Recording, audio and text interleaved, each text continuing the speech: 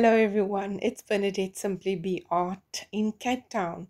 I'm doing a chameleon cell painting for you in this video. It's the first time that I'm attempting chameleon cells. I've always been intrigued by this technique, but also very hesitant to try it up until today. So I'm working on a 30 by 40 centimeter canvas, and I'm using up some leftover paints from a previous pour.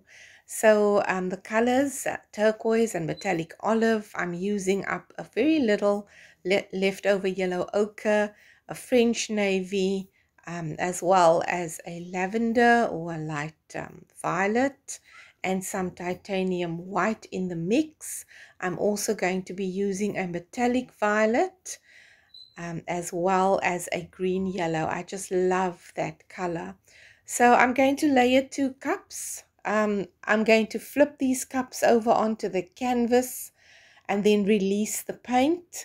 Now there's no silicone, absolutely no silicone additives in this paint. It's just paint and pouring medium, and my pouring medium is white craft glue and water. I use the Koki glue. It's a brand that you will find at a crazy store in South Africa, and I mix up the glue, 800 grams of the glue with 200 grams of water, and that's my pouring medium.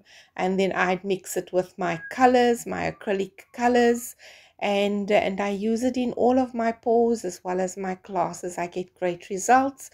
The paints dry vibrant, they dry smooth. So I'm continuing to layer the colors. I've put you on a little bit of a higher speed so we get through the process. And I'm layering the colors in the same order. So I do the 1 cup first and then the other cup. And I'm killing off all of this paint, so I leave absolutely nothing left in the cups. I take the paint as far as it can go. There is enough paint to cover the canvas. In fact, a little bit more than what is needed, but I want to make sure that I've got good coverage over all 4 sides as well. So just continue to layer until the paints have all been used up. Now there's some drips from the layering, and not really worried about that. There's nothing to worry about. It's not going to impact the final result because those cups will be flipped as I'm doing now, and all of that paint will be spread across the canvas.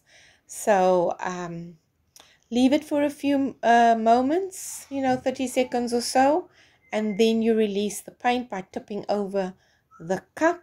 Just make sure that all the paint flows out neatly.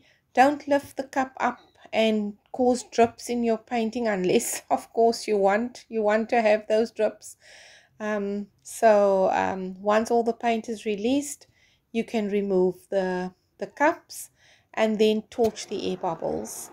Usually if there would have been silicone oil, you would have seen cells by now, but I don't want to have cells in my flip cup. At this point, I want to create those cells myself, and that's the whole idea around the chameleon cells.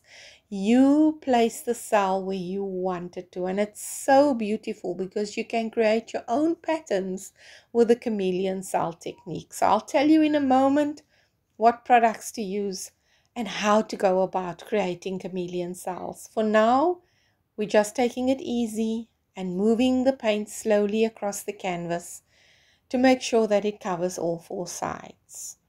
The interesting thing that I found when I did this pour was that even though I layered the cups the same way, same colors on top of each other, the 2 flip cups came out differently.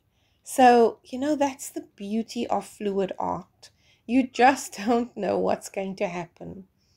But with this technique, once I've covered the canvas, the paint is still wet. And I'm going to now add the silicone additive. It's not a cell activator. It's a cell former or a cell additive that you apply to the wet paint. So I'm using the Easy Cell Former. It's an Atlas product. And I'm going to pour a very tiny amount, about a teaspoon, into a little medicine tot cup. And I'm using a skewer stick, just dipping the tip of the skewer stick into the silicone additive. And then I'm dotting the paint. The paint is wet. I'm dotting the wet paint with the silicone that's on the tip of the skewer stick. And I'm creating a pattern. And that pattern, you can decide, how you would like that pattern to be. I'm just going with circles for now to start off with. This is a close-up view. Just look how just dotting the wet paint with the silicone additive, springs up. It just creates that reaction with the paint. And you can form cells that way. So if you're not getting cells in a painting, this is another way that you can create those cells. So I'm continuing to fill up the canvas and dotting the paint with a silicone additive. And I've put you a little bit on I've put you on a higher speed, because this it takes time. It takes time to create, all those dots. And the pattern, just to think about what pattern you're going to go for. So it's coming along really nicely, and this is your close-up view. So if this is the first time for you watching my channel, thank you for stopping by. Thank you for being here. Please hit the subscribe button and join my pouring family. I share tutorials once or twice a week. And I'm always very happy to share tips and tricks with you. So here I want to show you what to use to clean off this, the silicone. When your painting dries, it leaves a residue. And you're going to need some cornstarch. You're going to layer it on your canvas, and then you can take a baby wipe with some rubbing alcohol. And once everything is dry, you wipe off the canvas, and then you can seal it with your resin or with your spray varnish. So this is the finished result. Thank you for watching. Thank you for being here and for stopping. Please subscribe to my channel, like, share, and comment below. I'd really love to hear from you. So take care, everyone. Stay well. Until the next video. Bye for now.